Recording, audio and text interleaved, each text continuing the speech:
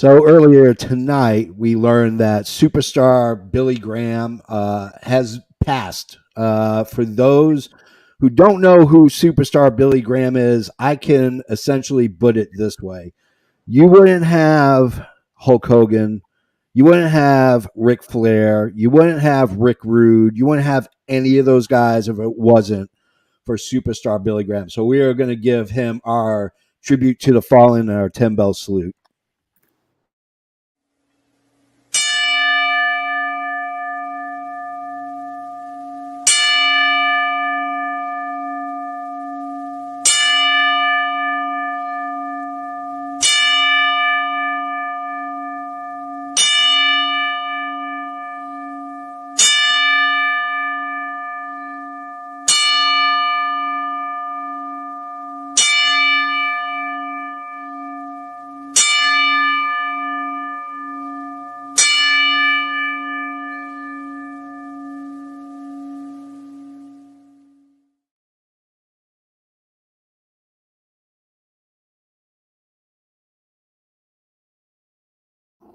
May God give him a rematch in heaven. Yeah, absolutely.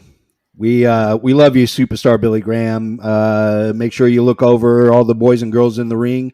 Make sure they get home safely. So, other than that, it's Wednesday night, and you know what that means. Tell them, Canada Dry. It's DAD. It's time for Dynamite After Dark. Hit that damn music. Hit it. Damn it.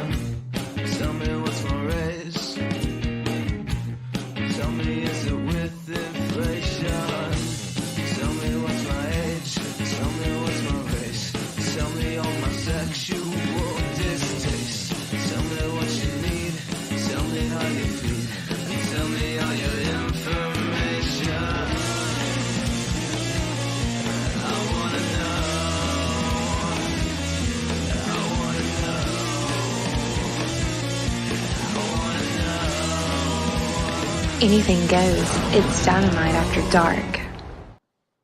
Kaboom! It is Dynamite After Dark. I am, of course, one of your many co-hosts because we have a plethora of them. I am, of course, the JFB, James from Boston. And I'm, of course, the patron saint of professional wrestling. I'm that gingered up, bubbly son of a bitch. I'm Canada Dry, damn it. That's right. Not classic. He's new and improved Canada Dry. And we are a trios. And you know what that means? You have to have uno, dos, tres. Who's our third? You have to look down this way. Yeah, down that way. I feel like it's so fitting because my name is Trey and I am the third here. So, yeah. And you know, I feel like today is a perfect day to tell everybody the truth. Yeah. That this entire time we've been thinking that it was Dolly's voice at the end of the intro, and it's really been mine this whole time. God, I wish. It makes me think so hard. No, Dolly, you tried your best. You're like, I'm going to bring up my sexiness in this recording as much as I can, right? Yeah. I'm the dumbest person on earth. And for anybody to look at me and be like, that's one sexy woman, it's like the most disgusting thing I've ever heard in my life. You did one hell of a job. I was really impressed with it. You did. I was like, I'm not listening to it. I'm just sitting it. I don't care what it sounds like. But let me ask you this. Oh, you know, I'm the same way. I cannot stand whenever I do a promo, I can't watch it back. I hate doing that because it's not that I hate the sound of my voice. It's just I feel like I'm going to be the one that's the most critical. Yeah. No, Dollywood. You don't have biscuits falling out of your mouth every time you open your mouth. No, Dollywood, can I ask you this? Yes. Would you be able to say it right now how you said it on that recording? Absolutely not. No, absolutely not. Now, halfway through the show, once she guzzles down that big, huge glass of adult beverages, I guarantee you we'll be able to get it out of her. Yeah, I might do my Dollywood impression saying it. That is my high quality H2O. You ain't shit, Canada. Oh I don't know man, what that was, but that wasn't it. it was close though. It was close. It was really close. On the level of sexy, there's like Canada Dry's impression right there, and then all the way up here is Martha Stewart on the cover of Sports Illustrated. We can do a Right, you gotta whole get it. show on that. You know, if you don't swing, you're not going to hit a home run. That's true. As Babe Ruth once said, you miss 100% of the shots that you don't make That's Wayne because he was Gretzky, good at not football. Babe Ruth. That is totally I Wayne know. Gretzky. That was Wayne Gretzky. I know. I have It's that. Michael Or Scott. it's the one with Michael It is Scott. Michael quoting Scott, Wayne but Gretzky. it's actually Wayne Gretzky as well. So before we get started into the rest of the show, well, we have a sponsor, and it's nighttime. It's Dynamite After Dark. I know everybody's trying to get ready for bed. They're trying to get themselves all tucked in. But sometimes you need that boost of energy. You need that little something to get you over the hump right after Dynamite, so you can watch Dynamite After Dark. And the only way to do that is with W.GG. That's right, W.GG. It's an energy drink. It's an energy chew. You have no sugar, no maltodextrin, no artificial colors, no artificial flavors, nothing artificial. All the flavors are exclusive to them and them only. So go to W.GG, type in the code Effin Wrestling. You're going to get 10% off. Not 10% off of just one item, your whole entire order. So go to W.GG, use the code Effin Wrestling, and it will be sent directly to your house. And the next thing you know, you're going to have energy and juice, just like the JFB, Canada Dry, Trey J Styles, and Dollywood. We're gonna go for 3 hours on this show. 3. Now, I've got to put an order in because as partners, we get a little bit of a better deal. we get a little bit more of the rub that we than you guys. Not by much, but we get a little rub because we're peddling this stuff. Yeah, we're peddling this stuff. Yeah. All you do is rub yourself, JFB. You don't Coming out swinging. Rubbing his head. He is hot. I'm telling you, she is hot. She is ready to go. So let's just jump in right away. Do you think we start with a match tonight? Oh, no, my friend. We start with Wardlow. Wardlow, who comes out. Did he? I missed this for a second. Did he drop the belt or did he just put it down? He put it down. Okay. I wasn't sure because I'm like, Wardlow doesn't seem to be the most acrobatic, like cat-like reflexes. So him dropping the belt would not be out of the norm, I think. When he drops the belt because somebody might steal it. Yes, exactly. Well, that was my big joke. Was that somebody stole all of his clothes that fit him, and that's why he was. Yes, is that why he's got that ugly gray shirt? It's horrible. It was horrible. That man has not yet recovered from the theft. Yeah. He's still shopping at Goodwill. I feel like he's still shopping at Goodwill to replace his clothes. He's like waiting outside the Goodwill for people to drop off. He's just like, yo, you got anything that fits me? He's gonna have like a little half shirt with Garfield the cat on it, saying, "I hate Monday." Bro, I would. Hey, you will not talk shit about Garfield the cat on this show. I'm sorry. My half shirt does have marks on it. That's better. Yeah, it's better than Garfield saying, "I hate Mondays." You know what shirt he doesn't have though? What's that? This one. Oh, he does not have a WrestleMania because he was not there. Were you there? No, but I have friends that go. No, he was also there. He out me so quickly. I'm gonna get a shirt. Let's focus, people. Focus. Yeah, I'm gonna get a shirt, and it's gonna say the Trey J Styles annual heavyweight championship tournament, and on the back it's gonna say I didn't make it past the first round. So that's what I'm gonna get. I wasn't there, but I had friends who were there. Yeah. Do we have a comment from Rich Southwood, by the way? Oh, we do. Yeah, I should probably pay attention to comments. So Kush is in here. He says, I love doing promos. It's cool for me. Noob is in here.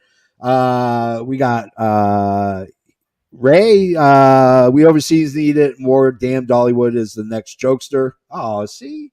You have fans in Japan. She's huge in Japan. I'm telling you. I have breaking news that Rich Southwood is changing his name back to Superstar Rich Southwood in honor of the superstar Billy Graham. Good for Amazing. him. All right. That's awesome. So Wardlow calls out Christian, and here comes Captain Charisma. I thought Wardlow was taller for some reason. I thought he was about the same height as Luchasaurus. Apparently, that's not the case. Christian goes for the spit in his face. It gets blocked. And Christian then Luchasaurus jumps in, and then Christian comes in and plays a little yam bag Yahtzee with a nice little blow. We get an impaler onto the ladder, a choke slam into a ladder. My only thing, I'm going to just say this. Did we need this over a golden Christian promo? No. We should have gotten the promo from Christian. It should have been Christian shutting him down. That I digress. Canada Dry, you go first, you son of a bee. I'm excited for this ladder match between Wardlow and Christian because Christian is the king of the one of the kings of the ladder matches. Yeah, he's had some great ones, and this will be like one of those ones that'll like kind of like pretty up his resume at the end of his career. Yeah. I'm excited for it. I loved the kill switch onto the ladder. Yeah, I thought that looked really good. Yeah. I think you're right though. I think if this would have happened last week, yeah, and then have the cage promo this week, I think it might have worked a little bit better. Yeah, absolutely. AFW's final boss, the FN World Champ. Do you have anything you'd like to add on the first match or the promo of Wardlow? It's such a great idea to not have Christian promo this one because at this point in his career, Wardlow cannot hang with the top promo guys. Yeah. He has a very strong physical charisma. He has a very good presence, but he's not there verbally yet. He would not have been like he might have killed the match if he tried to verbally spar with Christian. Yeah. It's not his strong point at this point. Like he does need to look a little bit vulnerable going into Double or Nothing, and there's still a week for him to get his get back. There's a week for something to either involve Arn or happen to Arn. So they still got a lot of good ground they can cover, and I think this was a good filler segment. I'm not sure if it was the best choice to start the show. Yeah, but it was a good filler segment. Okay, Dollywood, baby. I'm so excited about this.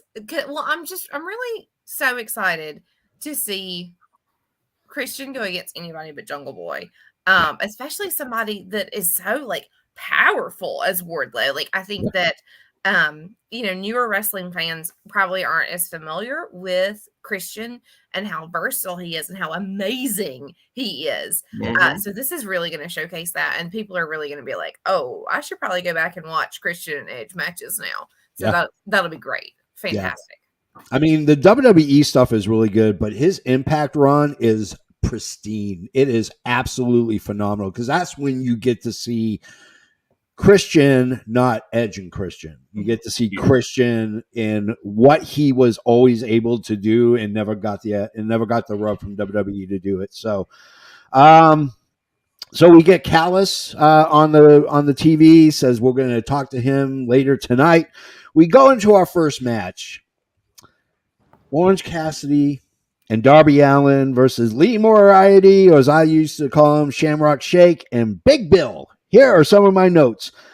We have an insane high flyer and a guy who doesn't give a shit make a very unique team. I would like to see this team more often than not. I like the fact that they're so different. It actually works. We get seesaw pins that lead to the ref getting carpal tunnel syndrome from constantly hitting just one. Big Bill and Moriarty take control during the picture-in-picture. I miss Shamrock Shake Moriarty. I really wish he'd go back to the green here. I'm really surprised, in all honesty, how good this match actually turned out. When I saw it, I was like, this thing is going to be a clunker, maybe a clunker and a half. And what the hell is the deal with the guy with the Tapatio sign? Man, you mean the star of the show? Is that what you mean? Oh, no. The guy in the Scooby-Doo costume, that was the star of the show. The guy next to him that was dressed like Jesus, That's the star of the show, not the Tapatio guy. Now Why he's not- the Scooby Doo guy. He's the guy that got the Undertaker to send him that. Holy Scooby Doo! Oh my God, Canada Dry, your thoughts on the very first match of the night? I love this match. It was a good starter for the show. Orange Cassidy taking the beats once again. Yeah. I think that Orange Cassidy is stardom level is rising every single week. And I'm going to be sad when he finally loses that international championship because he's put it on his back and brought it to a brand new level. Yeah, absolutely. Trey J, your thoughts on the first match of the night? Apparently, this match went over so well at the house shows they decided to put it on actual TV. Because the house, this is one of the big feature matches for the house rules. Yeah.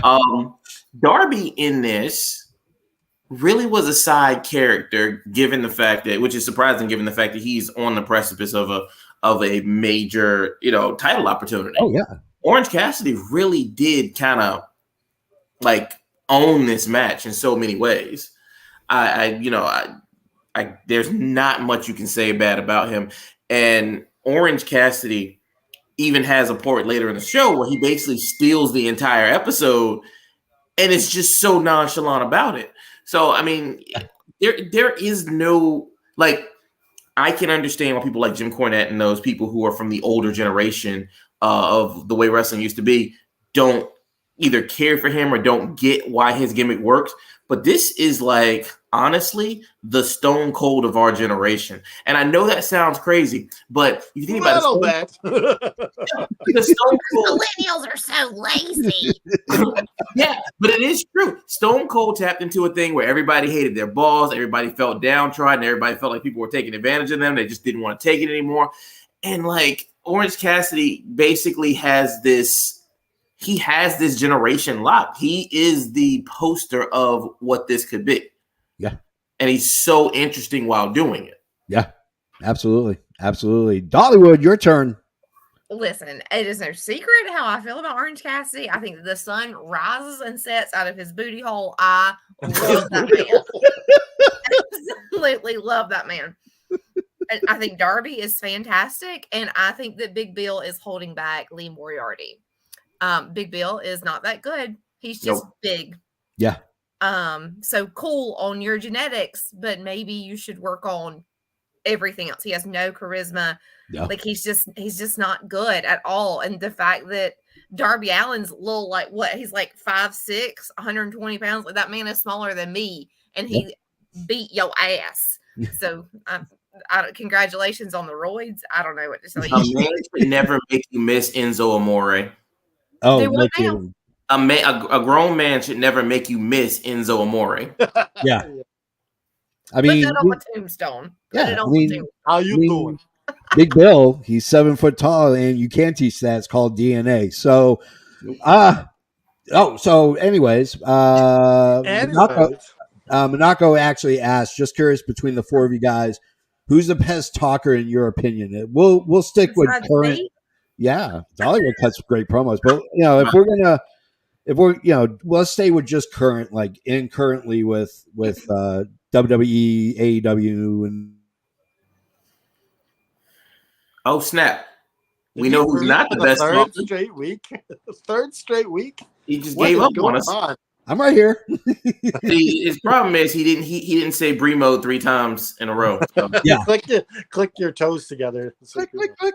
So, who's a current wrestler right now that's the best talker in the business? Current. Oh, we just go. Oh, are we jumping or are you picking?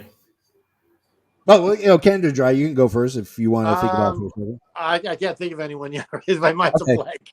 Trey J, your turn. Honestly, it's hard to say, but like probably Seth Rollins. Okay. I think I like don't get me wrong. Like MJF is probably like the best pure heel, but if you really look at the career of Seth Rollins, like nobody has really controlled a crowd in so many different ways under so many different gimmicks as Seth Rollins. He could have been as the Messiah, the Monday Night Messiah, the visionary, the architect, the corporate. Like Seth Rollins has cut amazing promos that made all of those different characters unique. Yeah. So I think really, he can do it. Even like that little kind of spit he had with Riddle when he said, "Hey, your family left you." Like, who says that? Oh yeah. It's just like, and he said it just like so coldly, and it was just he's great on the mic. Yeah. Dollywood, who's your pick? Off of like people being cold, like Christian brought out Jungle Boy's daddy. Like said that he was like trying to fuck his mama. Like, if you want to talk about cold, the motherfucker's cold. Yes. Hey, we've only got an hour here, so keep it on task. Sorry. Oh my god, it's 10:30. Okay. Christian's so good. Jade is so good. Britt Baker is amazing at everything she does, and I think that Pac will get better. We just need to give him more opportunity. Okay. And I'm going to go with Christian too. I really like him. I'm gonna go with the one that's gonna piss Dollywood off the most, and that's MJF. That guy cuts a promo like nobody's business. I did just get that this week. Oh, you're a fan. No, it's because my collection won't be complete without it. So there you go. Do you like slap it around all the time? I have it sitting on my desk, right beside. There's no Teen Mom fans, but right. Okay, let's hear what Rich Southup's. Rich, what's your breaking news? Yeah, what's your breaking news, Rich? While he's typing it away, let's go to the Young Bucks walking through the back, which means only one thing: they're about to get their ass jumped. And sure freaking enough, they do. The Blackpool Combat Club, the BCC, attacks them. Mox now declares they are the elite. So very interesting. I mean, I don't think we need to go deep into it. Yeah. What do you guys think? No, we wasted all our time on the best promo. Yeah, so Renee's in the back. She's got Wardlow. Arn comes in, pumping up Wardlow. Wardlow decides to take care of business the only way he knows how. Yes, that's right. He's known for ladder matches. He's not, but Christian is, and he challenges Christian to a ladder match for the TNT title. Woo! All right. Renee then is in the back with Orange Cassidy. Orange says, talk to Tony Khan about, Fletcher wanting to get a shot. Talk to Tony Khan, whatevs, and maybe he'll give you a title shot at, whatchamacallit, Double or Nothing. I mean, that's what we get. We get that. So we go into our second match of the night. Holy Christopher Columbus. Sammy Guevara versus intern Crazy Eye Jones. Here are some of my notes. Sammy getting a lot of hometown love. I mean, the kid's from Texas. He used to wrestle on the Indies in Austin all the time. This was literally the squishiest of the squish matches. I mean, I blinked and it was over. He grabs his stick. He remembers his Indies days. He's starting to slowly build himself as a face, especially being in Texas. He's going to listen to his heart. Scooby-Doo Jones was more entertaining than the match and the promo. I thought this was the weakest promo Sammy's done in a very, very long time. Canada Dry, you go first. Second match of the night. This match was just there because he's in the main event, so you gotta have him do a squishy squish. Yeah, and it's simple as that. I do like that Sammy's had enough of MJF's bullshit, and he's gonna try and do it on his own. And I think he's trying to use this AEW All Access to make himself more feel good sort of character. Yeah, but it's got to work it. Yeah, so we'll see. Okay. Final boss, your turn. Sammy had to get his win back after he lost the tag match. We know that. Yeah. That just he has to get the heat back. The problem is nobody buys Sammy as an underdog. Everybody looks at Sammy as the guy who keeps failing upwards. Yeah. And I think that's really where, and I think honestly, him trying to lean into it almost as a babyface is so ridiculously disingenuous. Like people aren't going to connect into this. And for what it's worth, he is the least worthwhile being in this match. Yeah. Like, yeah, it's like you're a pillar because they made you a pillar, not because you have improved significantly in any way. Like, you almost killed Matt Hardy. Yep. You basically got Eddie Kingston and Andrade suspended. Yep. You ruined the deal with Impact Wrestling. Yep. Like, I'm sorry. You made us hate Taya Conti before Yeah. Right. Like, you proposed to a woman on television and then broke up with her for another woman on television. Yeah. It's like you ruined the entire. Like, I mean, we would have hated Tay Conti anyways, but yeah, I'm about to say, like, I can't. I was about to go with you on that. I was like, nah, we would have disliked her eventually. Yeah, but it would take longer. After Yeah. All Access, for damn sure. Yes, thank you.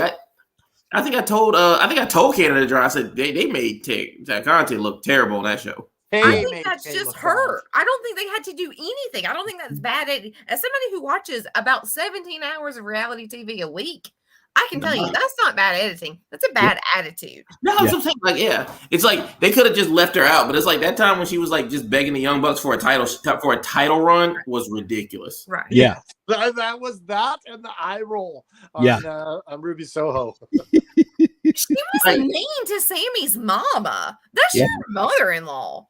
Yeah. Can you stop? Oh, what happened there? I didn't see She that just one. wasn't super nice. It was the night that his mama came to the show and was like telling Tony Khan, "Oh, there needs to be a Mama Panda shirt." Nobody calls you that anymore. Shut up. Yeah. It was bad. She just was like not nice to her. Yeah. This is gonna be your mother-in-law. Like, right. You need to fake Ty it. Mello is the I person would have done that. My problem with Ty Mello is that she learned how to kickbox and do Brazilian jiu-jitsu. Now she thinks she can actually beat people in a fight. And it's like, no, you'll get stabbed. No. Yeah. Like, let's not forget why they never went back to Mexico. Yeah. Exactly. They were going to hang her on the border wall, man. Yeah, absolutely. Dolly, what are your thoughts on the second match? I think it's really interesting that you thought that he got some kind of big pop, because I swear to God, I've gotten a bigger pop coming out of a restroom than that motherfucker got in his home state. I don't know. Hey, watch your swears. Sorry, I'm sorry. NSFW. Sorry. I don't know where you heard this pop, but it was not on my television. Yeah. Yeah, I think that all the mistakes he kept talking about must have been about Ty. That's all that I can figure. My first mistake is trying to kill Matt Hardy. My second mistake is, it's just. Everyone makes mistakes. I just make a lot of them. Yeah, exactly. You know who else does? Jeff Hardy. The other one was the one where he said he wanted to rape. Lord, let's not even go there. Wow. I mean, you're right. He did say that. He did. I mean, there's no doubt about it. That son of a bitch did say that. Let's go to a video package hyping the main event. It was really cool. It was a good hype package. Then we get my favorite, and of course, Canada Dry's favorite announcing team on the announcing team. And that's Tony Schiavone with Jeff Jarrett and Jay Lethal. Dot whipped the guitars with FTR's names on them. Then out comes FTR. Of course, this leads to Singh taking a pretty nasty table bump. I was really impressed for somebody who's green as goose shit. He freaking took that table bump perfectly. The two teams start going after. For some reason, Dax Harwood decided to declothe Jay Lethal in the process of basically taking off all his clothes. I was like, are we watching wrestling or Magic Mike? Like, what the hell's going on? And then, of course, we get the biggest swerve of them all. Who had Karen Jarrett showing up on your bingo board? You get a point, because that's who shows up. Karen Jarrett, otherwise known as the former Mrs. Kurt Angle, shows up. Singh gives a couple of choke slams. We get the guitar shots. Yeah. Canada Dry, your thoughts on this? First thought that comes to me is like, who was picking that lipstick for her? Like, It was that lipstick was It's horrible. Aw, I think she just That- overlined her lips. The color That wasn't bad. shade of lipstick was brutal. Yeah, MLB, mouth like butt. That's what it looked like. Damn. That's the kind of lipstick that shows up well on like Axis TV, but not on like actual cable. Yes.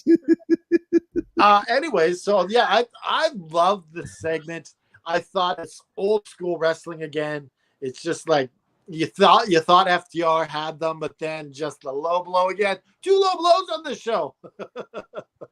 Yeah.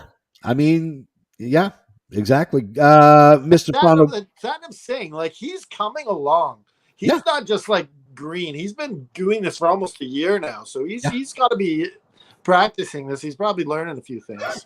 Oh yeah, absolutely. He's got it. If by nothing more than osmosis, he's gonna figure out how to take these. Hanging out with Jeff Jarrett's just like. I mean, yeah, that's like hanging out with someone who's been in the business since the day he was born. Hell, he's been in the business the day he was conceived. I mean, when you're the son of Jerry Jarrett and that guy ran the South, I mean, it says the world about what he can carry on. So, Final Boss, your thoughts on the segment? I like this kind of a segment because it subverts a few things. Like, you got the good guys coming out. They have no problem throwing the big guy off, so he's neutralized. The part that trips me the most, though, was when Lethal took off his belt and started whipping Dax. Like, that's one of those things that you expect baby faces to do. Yeah. But the heel was doing it, and like that wasn't even like that wasn't even like the end of the segment type thing, which would have been what a face would have done. This was like right in the first parts, and then you got Jarrett getting like whooped all over the arena, which I mean, the good on him for still taking bumps the way he still does. Yeah, and of course, and Karen was such a surprise. I was like, wait, who? Like, Trey J, we can't see you anymore. Oh man, Yeah.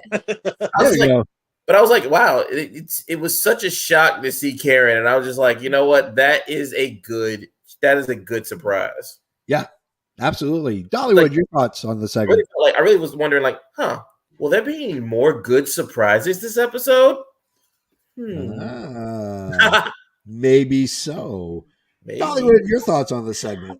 So I loved the whole thing. Like, I mean, literally from start to finish, from the time that they started the music on the ramp and they were like, and then all of a sudden, of course, FTR comes out and just beats everything. But like y'all were saying, like taking his belt off and just slapping that shit like that.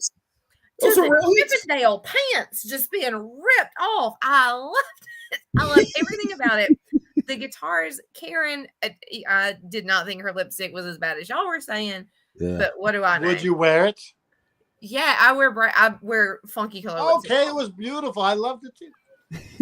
A little better on you, Dolly. Yes, of course. Okay, it's all about who's wearing it sometimes. That was like my only comment was like, wait, Jeff Jarrett goes home to that? Why is he even in not AFW, in AEW?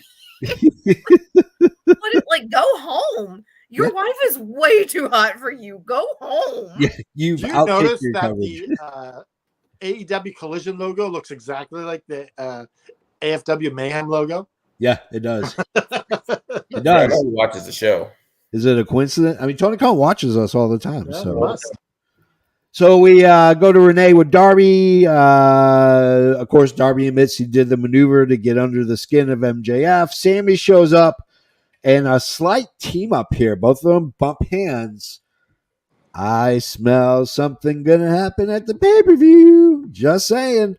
Let's go to our third match of the night. Outcast versus Britt and Sheeta. This was originally supposed to be a 3-on-3. It wasn't because Jamie Hayter is not cleared medically. They showed the reason why with the injury to the shoulder. Basically a free-for-all to start because that's how tag team wrestling works. It starts with a free-for-all, and then you go to your corners, and then you have a reasonable version of a tag team match. She didn't control early. Soraya is always in there with the assists. Of course, their Outcasts are in control during the picture-in-picture. Sheeta is just clearing house. I love it when Sheeta comes in and she just starts cleaning house. it was a good call for the end. I liked the fugaziness of it. I thought the Outcasts needed it because they needed it after losing for several consecutive weeks. You needed that win going into the pay-per-view. So, Canada Dry, your thoughts on the third match of the night? This was a really fun match. Yes, I found it very entertaining. I loved seeing Sheeta. I love just being a badass. I loved the Outcasts, just their cheating ways. But really, I want to focus on my drinking this Dr. Pepper. yeah, Giving you a knowledge moment, okay, like I do on Sundays. yeah, I'm guzzle gonna it. drink this Dr. Pepper and give you a bit of knowledge. Okay. Okay,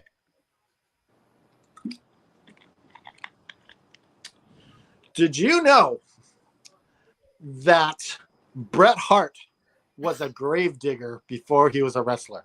no, I did not know that. Oh, you did? I told you that. He told me earlier. Yeah. Oh, you I was SOBs. drinking Dr. Pepper earlier. How are y'all both drinking caffeine this late? I don't know. Oh, it's because I'm in the West. I take something that assists in my sleep. We'll talk about it off You need to be camera. taking Noob. What is it? What's our sponsor? Noob? W.GG? Yeah, that's what You've you been need one to of be our taking. watchers. No, I'm not taking that, but I'm taking something that's going to mellow me out pretty quick. So, W is I think we just had a cameo walk by your open door there. Yes. What's his name in the group? Charlotte. What? Fine ass. Come here, boy. he knows where his bread is buttered. He knows.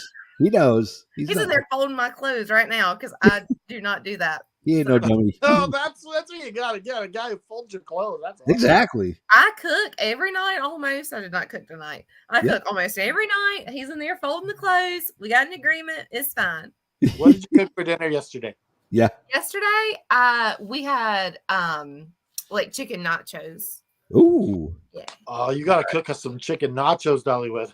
Yeah. No I don't kidding. think they'll ship very well, but Oh, you're yes. ever in the greater Charlotte metropolitan area. I got you. Fun fact: I'm going to be in the greater Charlotte metropolitan. I'm just like, See, Rich, my man. Yes, he knows what's up. Because he also knows where his bread is buttered. I mean, I do my laundry, but it's just me. So, the JFB is just single and mingle. That's all I'm saying. I do a fair share of spreading butter on buns. Yeah. Oh. This spray butter? What the heck? All right. Canada Dry. Did you go already? I'm totally lost. Yes, I shared. I gave Okay. my dry knowledge moment. That's Butter, what shea really butter, is. all kinds of butters. Yeah. All Trey J, your thoughts on the third match? I forgot. What was the third match? Outcast. The Outcast versus Britt and Sheeta. Oh, yeah. So when I first heard about this going back, I was really like, okay. So last week, Soraya had an article about how she has endometriosis. Yeah. And that gives her like kind of a internal abdominal bloating. Yeah. So she can't wrestle. So when they switched the match so late, I said, oh, she's probably got the endo belly. Yeah. And so I felt like really bad. And like, I kind of carried that mindset throughout this match. This is why I felt like she was kind of doing like cheap shots and stuff. So when they did the dive over the ropes and landed on her, I said, oh my God, she is about to die. Yeah. But I so loved the way that they kind of reintroduced Sheeta. Yeah. It's like Sheeta doesn't like, it's hard to quantify Sheeta. Like she's not an EOS guy. She's not an Asuka. She's none of those like typical like Joshi wrestlers. But it's like she has such a presence about her. Like, like I don't think there's a such thing as a bad Sheeta match. Yeah. And so when you get her into the ring and you get, she makes magic happen. And she is really one of the most enjoyable performers that AEW has. Yeah. I can see WWE going after her. I definitely can. What makes her like so unique though is the fact that like she does not have a quantifiable style. Like a lot of people say, oh, she's going to do these specific moves. No, she switches up so much. Like every time she comes back, it's like she comes back with a new move set. She comes I love back. that about her. And that's what makes her so great. So being in this match where she really had this opportunity to showcase was just great. And everybody kind of just gave her room to do her thing. And that is how you reintroduce somebody. You don't have to just give them wins for the sake of. You reintroduce a person by showcasing that ability within a realistic context. Yeah. Like, I do think the Outcast would have won even if this was a 6-man, because what's the point of having the Outcast lose before pay-per-view? Yeah. What's the point of doing? As a matter of fact, I think Tony Storm would have pinned Jamie Hayter if this was a whole thing. Yeah. So as a whole, this match very serviceable, did what it needed to do, and it was pretty solid. Yep, absolutely. Dollywood, your turn. So I've never really cared about Sheeta. Whatever. I just have never really cared about her. But like Noob said, like her little outfit was so cute. Like her outfit caught my eye, and then I was like, oh wait, she's kind of everything. Yeah. Like she has a new fan in me. Of course, DMD is always amazing. I mean, everybody in the whole match is always amazing. I just love that there was like a little bit of shade because they kept saying 3 of the 4 have been past women's champions, and I just yeah, okay, that was some shade. That was some shade. That was. Every time they said it, the room got a little darker. It was so funny though. There's a 15-degree drop in temperature. Yeah, I love it. Loved it. All right. We get Renee in the back with Orange Cassidy again. Apparently, Fletcher's not going to get a straight up match. There's going to be a blackjack battle royale. Now, is it the winner gets to go against Orange Cassidy, or does the winner get the title? Okay, so wow, this is going to be interesting. I'm telling you.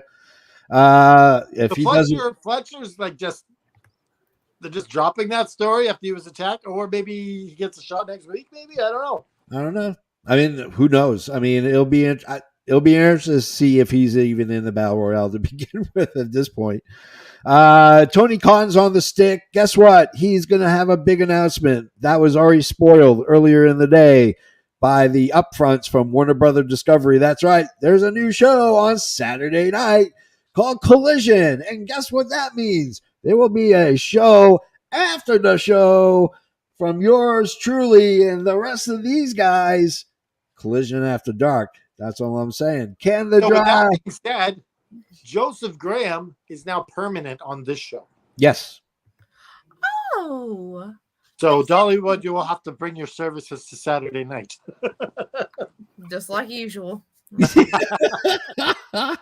Why we love you, Why do you Dollywood? think I got a man there folding my clothes? Yep, exactly. Okay, so we go to our 4th match of the night. It's Chris Jericho, and he's going against Roddy Strong. Here are my notes. We get the Painkiller versus the Messiah of the Backbreaker. Roddy comes out hot. He takes it right to Jericho, takes him to the woodshed. He's just unrelenting. I miss this Roderick Strong. It has sorely been missed. Jericho blocks the backbreaker, moves into the walls of Jericho. They spill into the crowd, which was awesome, but you knew in the back of your mind that they were going to go outside, because while Adam Cole and the Jericho Appreciation Society are not welcome in the arena, they can be outside the arena. And that's when we see none other than our man, Adam Cole, baby. Adam Cole comes in for the assist. I got to say this. The match had the best use of a stanchion I've ever seen in my entire life. Yeah. Jericho just whipping that thing around like it's a bastard sword. I was surprised Roddy got Roddy. I just went nerdy right there. You did. Yeah, I did. That's Dungeons and Dragons, boys. So let's go, Canada Dry. Let's go to you first. 4th match of the night. This was an absolutely great match. I love the part when they're throwing Jericho over the the stairs because I didn't know there was a ledge there. I'm like, whoa, Oh, yeah. Yes. You know, Oh my God! It reminds you of Brock Lesnar when he threw the one leg guy, Zach Gowen. Zach Gowen. Yeah. But I didn't like Jericho taking the loss here. He's taking way too many losses, and it makes the feud with Cole to me seem very obvious that Cole's going to win. If you're going to lose to Roderick Strong, you're definitely going to lose to Cole. Yeah. Yeah, absolutely. Oh, Trey J, your thoughts on the fourth match? This goes back to the whole, in a lot of ways, the Ricky Starks situation. Yeah. Like, Jericho shouldn't have there were certain matches Jericho shouldn't have lost going in the lead up to that. But I am not him losing this match makes me feel like he might actually turn around and win at the pay-per-view. Yeah. Because Cole doesn't necessarily need to win that match. Yep. And they proved that actually with the very next match on the show that Cole could get his revenge and still lose the match. Yeah. Because if you remember, one of the things about wrestling history is a person gets so mad that they don't care about winning the match anymore. They throw the referee out the way. They do this. They grab a chair. They finally whack that person. And yes, they're going to lose the match, but it's the vindication is there. It's they have a lot of different arenas they can go because I don't want this to be a one and done. Yeah. Cole and Jericho should be a multi-step feud. Yeah. It should definitely be. They're too good on the mic. They're too good as characters. They're too good in the ring. And you gotta let this be a thing. Yeah. Absolutely. Hollywood, your thoughts on numero 4? Ain't no way I'm going after that. Trey J just took us to church. I'm praying I've been to For church real. Pastor Trey over here. He's exactly right. I mean, what else can you possibly say after that? Chris Jericho beat up the love of Adam Cole's life. Screw the match. Screw the referees. Who cares? I just want to beat the snot out of this man. He got, a pretty good chance doing that tonight. I know one thing's for sure. I definitely want to go to that stadium because we got a whole tour of it and it was beautiful. Yeah. Rich, you need to have several seats. You got driven out because you're over here rolling your eyes at me. I'm done with you, Rich. I'm not done with you, but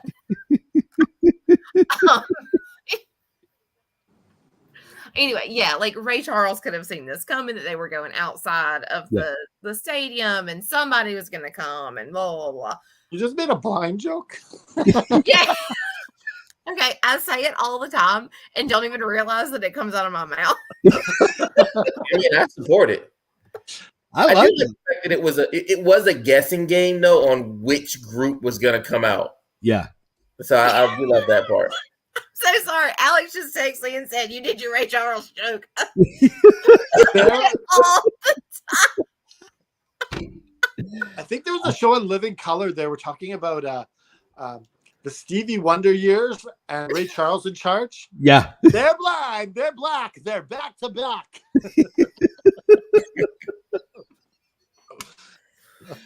Oh my God, we've gone off the rails. All right, let's go to our 5th match. We got El Blanco Rouge versus Jungle Boy. Here are some of my notes.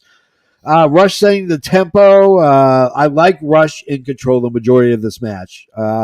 It needed to showcase that Jungle Boy is the cardiac kid. He's the comeback kid. He's 1, 2, 3 kid. He's going to always make that comeback, which puts him on a really good path for the main event at Double or Nothing. So, he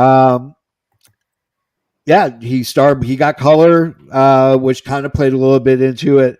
I still am convinced that Jungle Boy Jack Perry still slaps like an infant. He slaps like a small newborn baby with no slapping ability whatsoever. But we did get a nasty bump with Jack on the outside.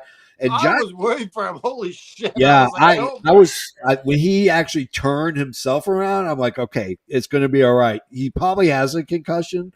Let's hope he doesn't, because then it's a 3-way match because there's no way they're going to put him in a match and let him wrestle. So, but he got the dirty finish, which I thought was really.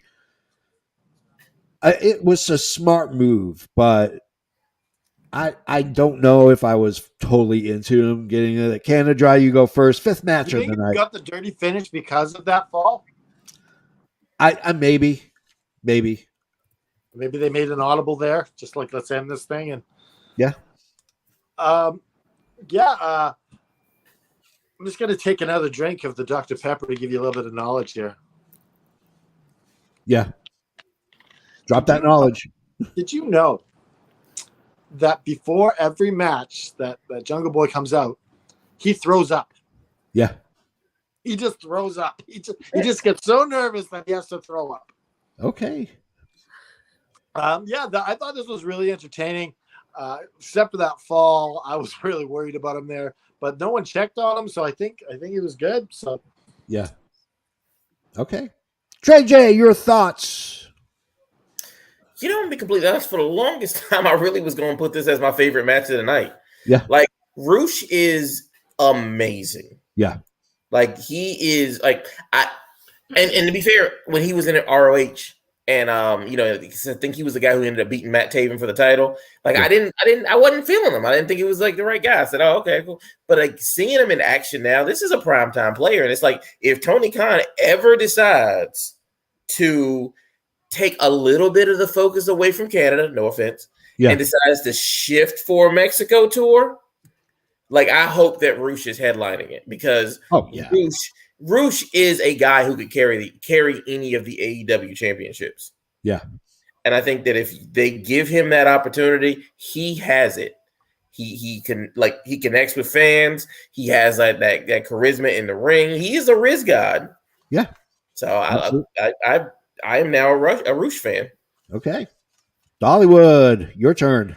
I think that if Jungle Boy can get better on the mic, that he'll be perfect. He will be the perfect wrestler. I think that he's fantastic. I think that Krush had like a good.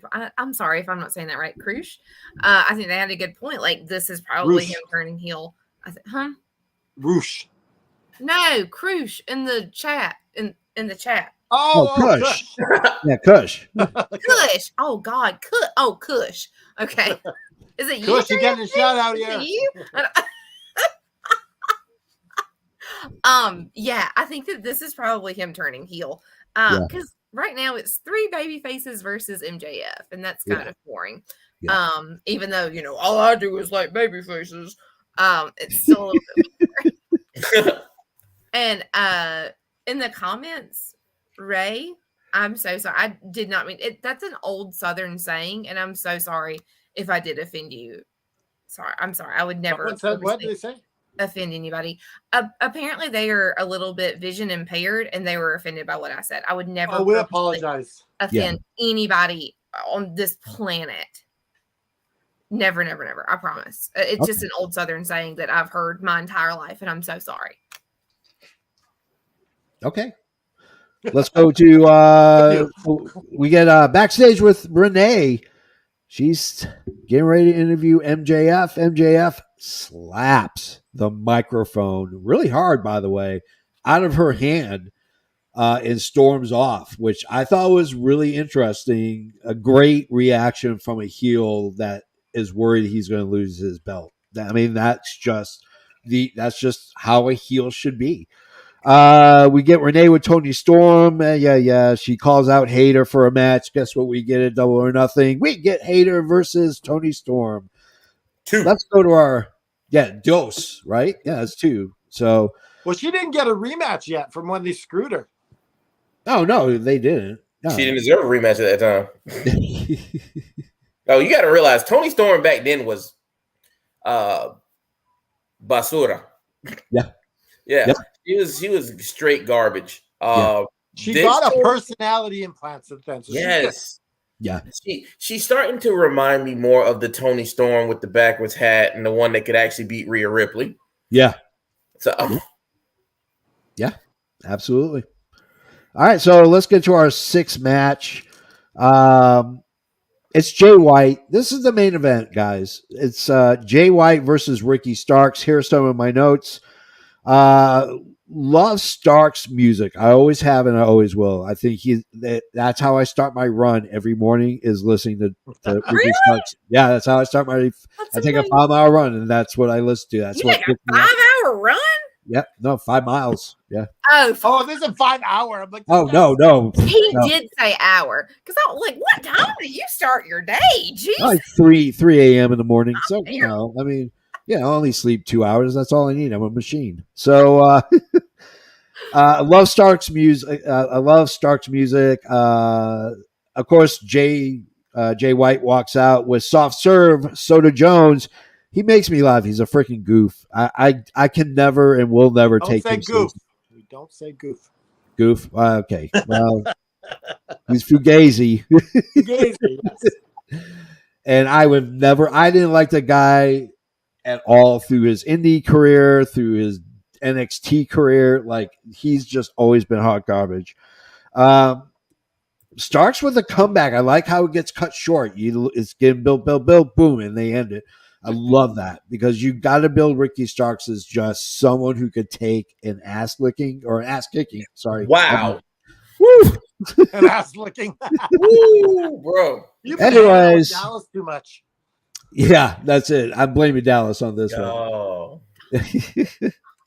So during one of the pins and the kick out that Starks was paying Jay White, Jesus was really upset. There's a guy dressed as Jesus, long hair, beard, the robes, everything.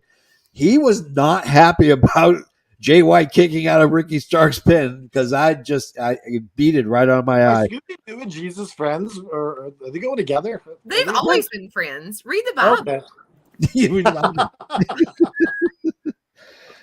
I didn't like how this match ended. Blessed be the meddling kids. Yeah. Oh my God. Blessed be those meddling kids. Is that Velma 316? Velma 316. Yeah. Do we need a Scooby-Doo line in the effing wrestling shirts? Yeah, we do. We should. All right. So I hated the end. Canada Dry, tell us what your thoughts are on the match. I thought it was a really good back and forth match. I'm really surprised at how much they're protecting Ricky Starks. Yeah. Like, this guy cannot do any wrong in the eyes of Tony Khan. Like, he's being, like, for that no disqualification finish, like, I was surprised. Like, I thought they were going to give this one to Jay White. But the disqualification win for Jay White is interesting. Like, for how many disqualifications this company's had in its whole, like how many they had? Like 3, 4? Yeah, maximum. At least, yeah. And one of them is given to Ricky Starks. That's crazy. To protect him.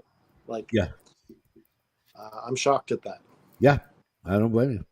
AFW Final Boss, your turn. I don't know. This match was not what I expected from the two of them.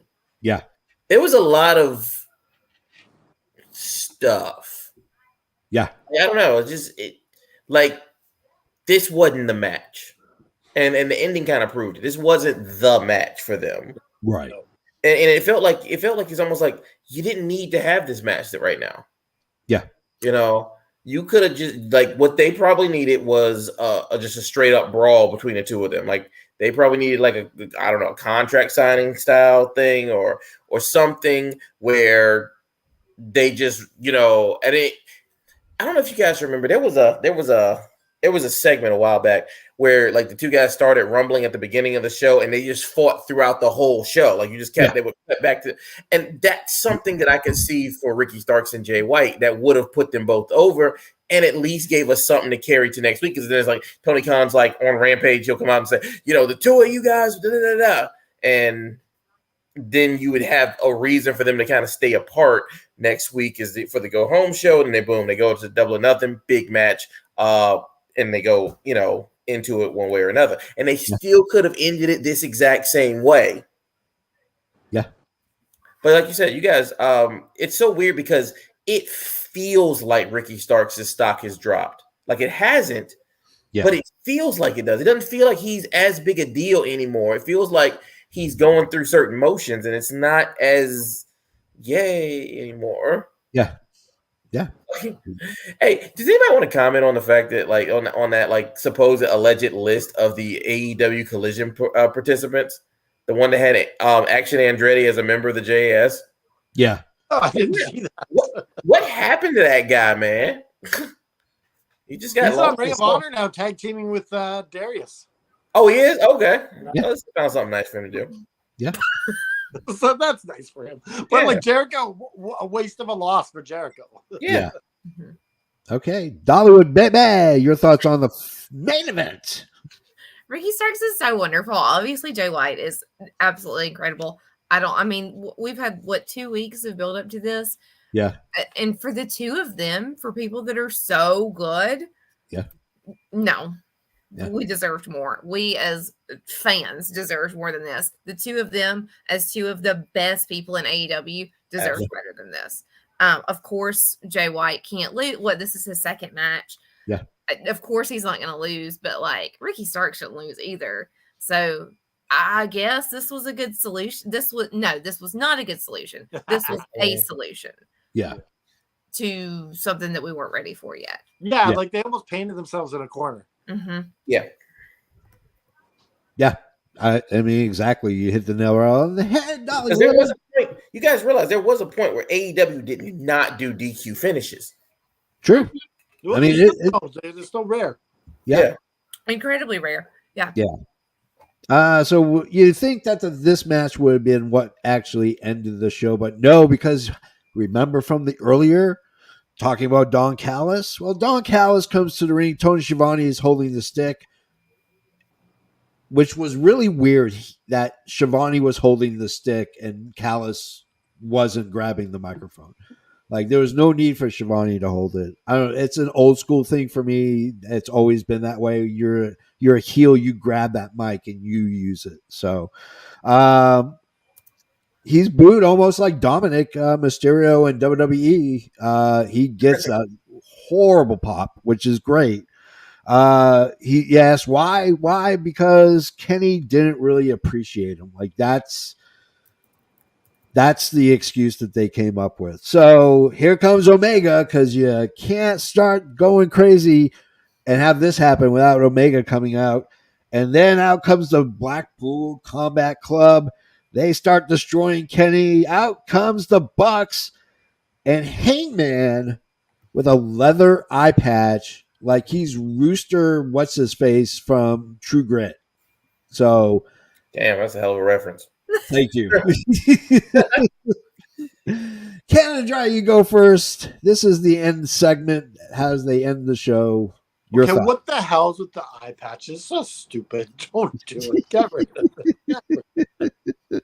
I'm shocked that they didn't go further with Don Callis. They kind of cut it short. And Don Callis wasn't with the BCC.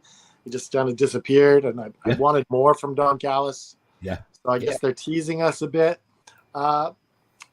This is going to be great at Double or Nothing in the Anarchy in the Arena match. Yeah. Oh yeah, this is good. This is going to put butts in seats. Yeah, I'm excited for this match, but I think this will lead to Blood and Guts later. This is the lead up to Blood and Guts. Yeah. So I'm excited. I like this segment. I just would have liked more from Callis. Yeah. Amen. I can see that. Trey J, your thoughts? Yeah, this was a waste of Don Callis. This was a waste because it's like they literally just did this with Regal. You start to explain yourself before you can really get it in there. Then somebody comes out, either you get attacked or you get tossed to the side. Then the main action really happens. And in the interest of at least bringing back interesting people, they decided, now let's just bring back Hangman instead.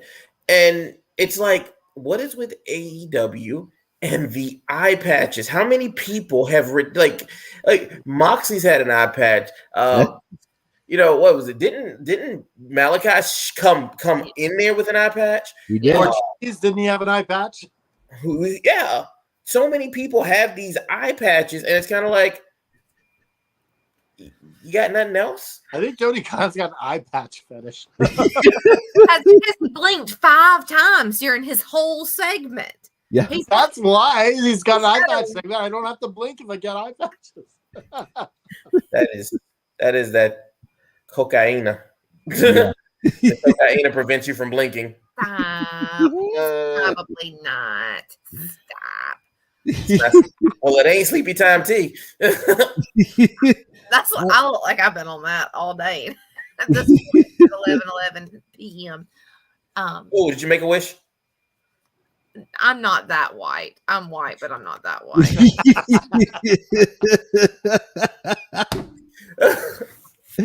All right, Dollywood, your thoughts on the final segment? Man, that thing sucked. Like, it was cool. It's great. Like, I'm so glad Hangman's back. Like, that's awesome. But like, yeah. Like, can we get something new? We've already done this. We've literally beat this horse until it has an eye patch. Yeah. Can we stop? Nice.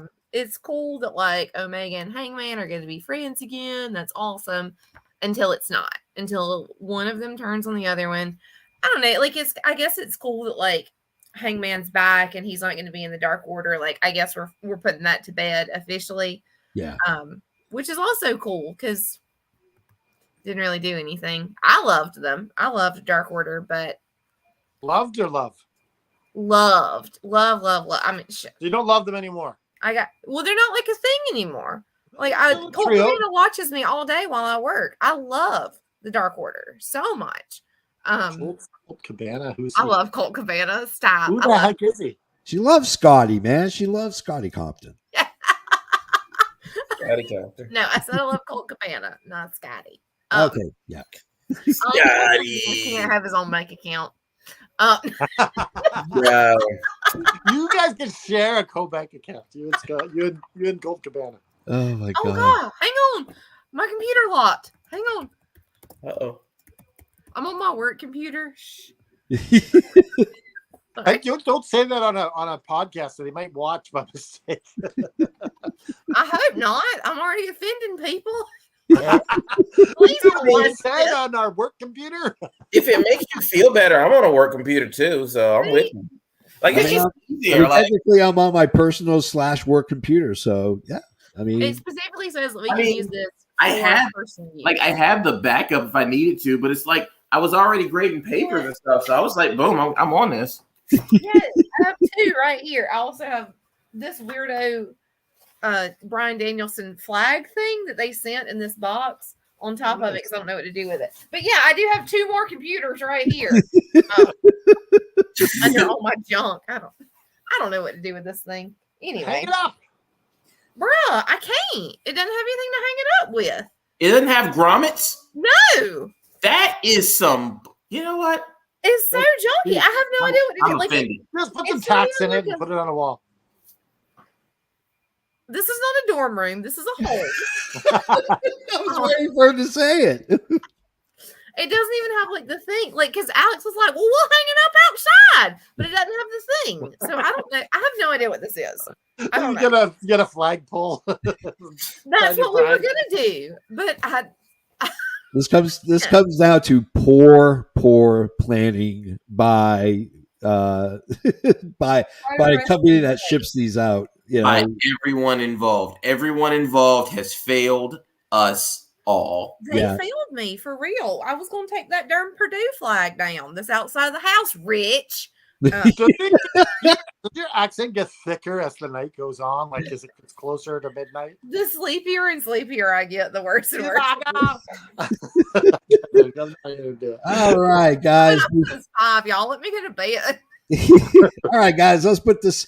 Hey, you know what? I'm getting the call from backstage. They're telling me it's time to go home. So before we do, holy Christopher Columbus, Canada Dry. What do we have in store for the rest of this week?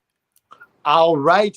On Friday, we got Wrestling with the Paranormal, and we're going to be talking about the Wraith Ooh, of the UK. And this thing is like a ring character, and it's like following people home. It's messed up. And then on Saturday, we have JFB, we have Aaron, Canada Dry, and we have Liam. we're going to do the highs and lows of Bret Hart on the magic of wrestling. Yeah. Oh, I like it. that would be And so then, great. and then on Sunday, we are going to draft AEW Collision and AEW Dynamite. We're going to get some rosters. Yeah. We're going to have some fun doing that on Sunday. Who's going to be on that? Some people. People. All right. So, with that being said, we have to give our bells, and we have to go ahead and give us our favorite match and or segment. Canada Dry, you go first. Lay it on me, brother. I felt that this episode had nowhere to go but down after last week. Yeah. Yeah. I'm sure it was a great episode, but they put on such a high last week that we had nowhere to go but down. So I'm giving this episode a 3. I'm going to give Jungle Boy and Roosh the match of the night, and segment of the night will be with FTR and the rest of the gang. Okay. Trey J, your turn. I'm going to give this a 3. There were a lot of good moments, but not a great show. Yeah. Once again, I think I stated before that Roosh and Jungle Boy was going to end up being my favorite match of the night. My favorite segment, though, was really just MJF smacking the microphone out of Renee's. Because, for one, they set it up so well because Renee was everywhere during this episode. Like, when it comes to interviewers, sometimes you don't really see them getting their money's worth. Yeah. Renee is definitely putting in work. Oh, yeah. I mean, I love that about Renee. And it would be a shame that we won't get her on both shows. Or maybe we will. We might. The crazy part about it is, though, it almost seems like an overlook to not consider Renee one of the best talkers in wrestling currently. She is. We were singing her praises just before the show started earlier. Yeah. I mean, she's utterly fantastic in what she does. Her mannerisms better than Mox. She makes it by far. Way better than Mox. Different skills. They're both wonderful. They are. And they make cute ass babies. That baby's so cute. That's because you only make cute babies when one of the parents is butt ugly. Yeah. Do not say that about Renee. Do not say that. That's what it's like. You either get 2 ugly people or one person that's just like you look at them and be like, how he get her? How much money does he make? Yeah. Is he packing the heat? Like, I mean, it's just something's got to go. Something's got to be there. I mean, y'all got to understand, I'm hideous compared to my wife, so that's why we got cute kids. But, like... That's why we ain't having none. We both fine as fuck. I know, right? Kids. Don't get a kid already. 3 years from now, she's going to have, like, 3 kids. So, Don't you put that on me, Ricky Bobby. 4 kids. Oh, man. Dollywood. She's becoming on the podcast, all these little babies around here. Oh, God. Is this not enough? Is this not the cutest? Oh, that's such a good kitty cat. That cat looks so angry in that like quick moment there. So, but like when we were doing the 10 bells for Billy Graham, like his booty was just like on camera, and I was like, "Oh God, we're gonna have to put the explicit logo on this one." the black bar, yeah. Okay. Okay, this was 2.75 bells. Yeah. Good, not great. Oh, you're making the math hard for him. No, that's fine. I can do it. I'm good. Good, not great. My favorite match of the night went to the ladies. They did so good. Everybody did so good.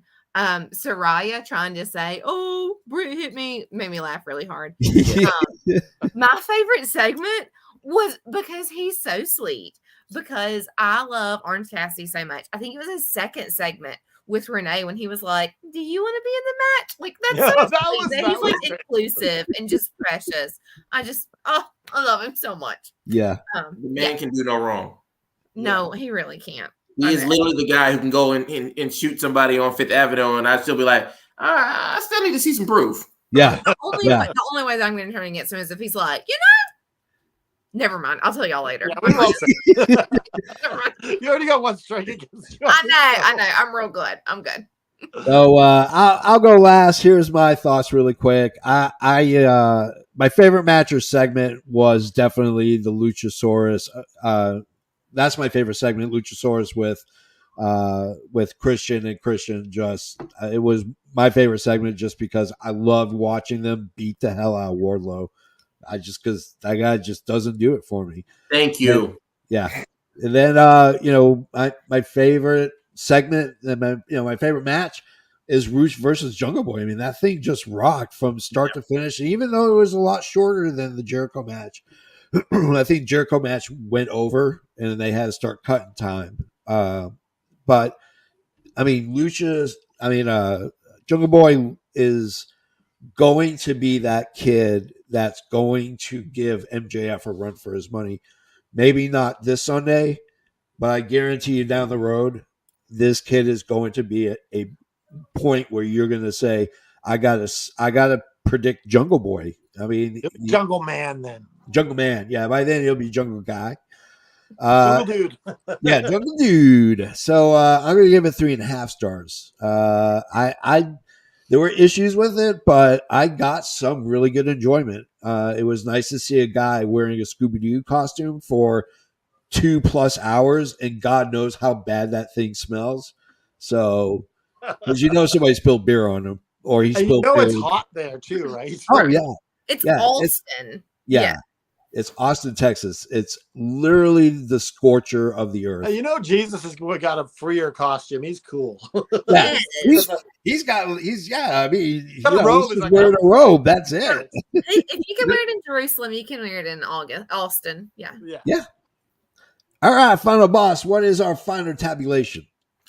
We for the 517 from Austin, Texas. That's a train reference. From the 517 Austin, Texas, we have a total combined score of 3 1/16. Okay. 3 1/16. I mean, we'll take it. It wasn't as great as last week, but what is? We had nowhere to go but down. Yeah. I have a feeling Double or Nothing, we're going to be like, God, I wish it was that Dynamite episode.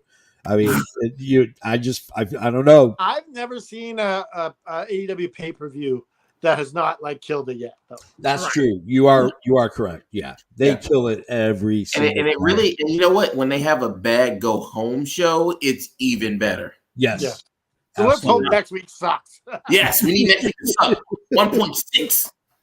All right. We showed up to this one and it still didn't even break 4. So yeah. All right. So, anyways, we are going to go. Of course, you can find us on effingwrestling.com. You know what? If you're lazy like the JFB is, my God, youtube.com/effingwrestling.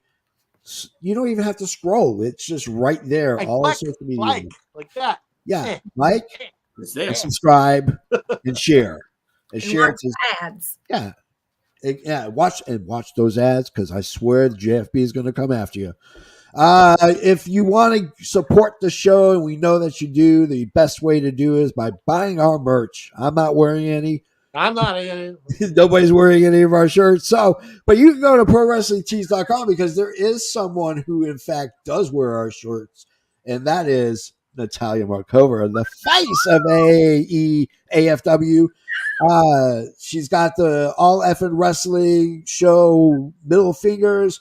We have the Effing Wrestling middle fingers. So go to ProWrestlingTees.com/Effing Wrestling if you love old school wrestling. And I know you do. I know you do. He's got an episode on the now bankrupt Vice show, Dark Side of the Ring. So he's on the Dark Side of the Ring. He's got an episode. It is Adrian Adonis. You can get this adorable Adrian Adonis shirt courtesy of Pro Wrestling Tees at ProWrestlingTees.com/Adrian Adonis. Now, with all that being said, on behalf of Canada Dry, the final boss, Trey J Styles, Dahlia Wood, I'm the JFB. I'm going to put my ring on right now. Right there. And remember to just keep fighting. Ooh, ooh. Hit it.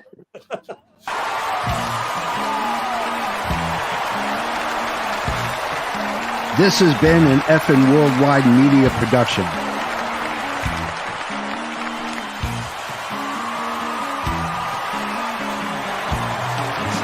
You can find us on all social media platforms like Facebook, Twitter, and others. Head over to our YouTube channel at youtube.com/effing wrestling. And while you're there, click like and subscribe. Want some swag? Head to our store at prowrestlingtees.com/effing wrestling. You can find all these links and much more at our awesome website, effingwrestling.com. As the JFB always says, you can book it.